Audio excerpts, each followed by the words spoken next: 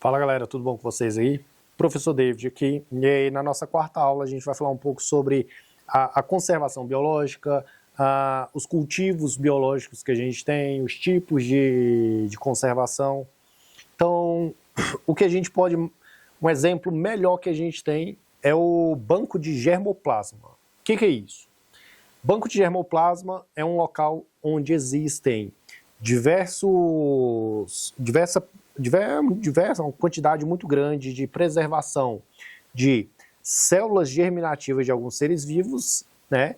E preservação de alguns seres vivos, vegetais, animais, tudo isso aí a gente tem preservado lá.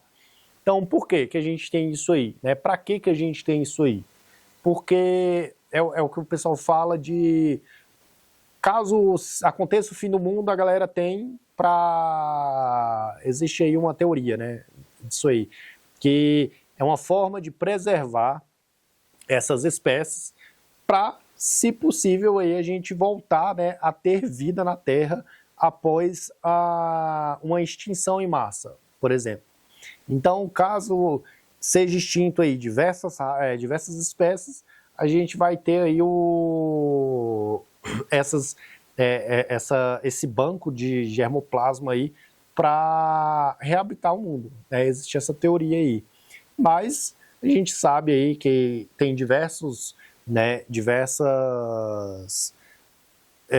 células ali germinativas de plantas, de animais, né, seres vivos mesmos ali conservados justamente para isso, para ter exemplares ali de espécies que viveram aqui, que vivem aqui ainda hoje. Quando a gente fala, né, uma forma disso aí ter preservado é para que essas espécies elas consigam, né, ter condições aí, elas vivam aí em condições diferentes, né? Então, para cada tipo de espécie a gente tem aí um exemplar lá nesse local. Então, existe aí um local lá na Sibéria que... Por que escolheram, né, um local onde a temperatura é muito baixa, né? Então, assim, eles já são conservados numa temperatura muito baixa e por que lá na Sibéria, né? Porque foi lá longe, assim, por que eles escolheram lá? Caso, né, sofra alguma pane elétrica lá e o local perca temperatura, o próprio local, né, a própria região ali, ela tem, né, um clima mais frio, justamente para conseguir manter a temperatura e não ter grandes perdas aí. Para a gente conservar, né, mesmo que não seja lá nesse banco, a gente tem, por exemplo, outras formas de conservação, que é, por exemplo, a criopreservação, que nada mais é do que você conservar em baixíssimas temperaturas. A gente pode estar falando aí no caso de quando você vai congelar o banco de sêmen, o banco de óvulos, eles são conservados em nitrogênio líquido, que contém a temperatura muito baixa, e você consegue aí estar preservando, né, por longos períodos aí. Agora, no caso aí de uma criopreservação, existem pessoas já, isso aí já é verdade, isso tem artigos publicados, que algumas pessoas que possuem doenças em estágio terminal, elas, né, após a declaração do óbito aí, elas estão realizando a criopreservação. O que é isso aí? Né, tem uma empresa nos Estados Unidos que tem cadáveres conservados no nitrogênio em baixas temperaturas, a fim de preservar as células desses seres, para que, se por um acaso aí, daqui a alguns anos, a ciência descobrir a cura para a doença que aquela pessoa tinha, né, ela conseguir voltar à vida, né? Tem uma galera que está fazendo isso aí, uma galera que tem muito dinheiro, porque isso é caro pra caramba, para fazer um processo desse aí num cadáver. Então você tem aí o banco de germoplasma, que são lá diversas espécies de todo mundo lá naquele banco, né, para você um dia, sei lá, utilizar você voltar a povoar o mundo, você tem a liofilização, que é nada mais do que você submete aquele espécime lá numa temperatura muito abaixo e depois, a partir de um calor a vácuo, você vai conservando ela desse jeito, certo? Isso é uma forma de você, é uma alternativa, né, de você preservar esses espécimes aí. Então, assim, a gente tem, por exemplo, aqui no Brasil, bancos de sementes, a gente tem bancos de DNA. Existe hoje, né?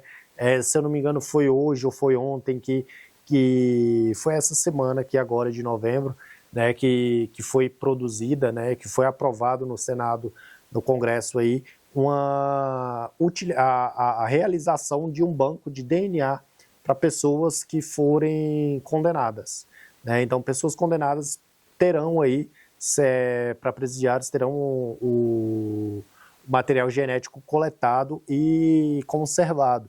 Então, assim, na Polícia Federal já existe aí alguns bancos de DNA para isso, certo? A gente tem bancos de semente aqui, seja no mundo, seja aqui no Brasil, através da Embrapa, que é uma empresa de referência para a gente aqui, a Embrapa, que ela faz a conservação de diversas sementes. A gente tem aqui em Brasília, por exemplo, a Embrapa Cerrado, né, que consegue produzir aí, consegue conservar diversos tipos de semente, consegue conservar diversos exemplares mesmo de animais, né? Tem a fazenda da Embrapa aí, que eles conservam animais específicos, com características específicas, né? Isolados aí, porque você precisa manter aquelas características, então você coloca essa espécie isolada justamente para que ela permaneça com aquelas características, né, e ela não misture as características delas com outros indivíduos. Então isso é uma forma da Embrapa manter características específicas de espécies específicas, né, preservadas. Então as espécies são vivas, vivem aí em locais próprios, controlados, né, para que elas não tenham problemas aí, não tenha o seu gene misturado com outras espécies aí também, certo? Então a gente tem diversas formas de cultivos aí, a gente tem o cultivo in vitro, cultivo in natura, tá? Então a gente tem, no material de vocês aí mesmo, tem um exemplar de uma espécie vegetal num tubo de ensaio. Isso é uma forma de você preservar, né, aquele exemplar, aquele ser vivo ali. Isso é uma forma de você estar preservando e fazendo o controle, certo? Então, hoje aí a gente falou um pouco sobre os bancos de DNA, os bancos genéticos. Então, a gente tem, né, diversas instituições aqui do Brasil, eles fazem bancos, né, de Polícia Federal, a gente tem aí a Embrapa fazendo esse controle. A Embrapa, a gente tem aí, com certeza, a gente vai ter lá no Instituto Butantan um banco de DNA para as espécies que eles estudam lá. Tudo isso aí é uma forma de você conseguir manter, né, conseguir preservar o meio ambiente, aquelas espécies, tudo isso aí é uma forma de você estar preservando e cultivando, né, estudando, avançando na ciência que a gente tem aqui no Brasil ainda, que é muito, tem uma defasagem muito grande aí, né, de pesquisadores no Brasil, até porque o investimento aqui no Brasil ele é muito baixo, então você tem essa defasagem com isso, então a gente tem esse problema e a gente tem essa barreira no desenvolvimento tecnológico aqui do Brasil, certo? Galera, espero que vocês na próxima aula, na nossa próxima unidade, certo? E até mais.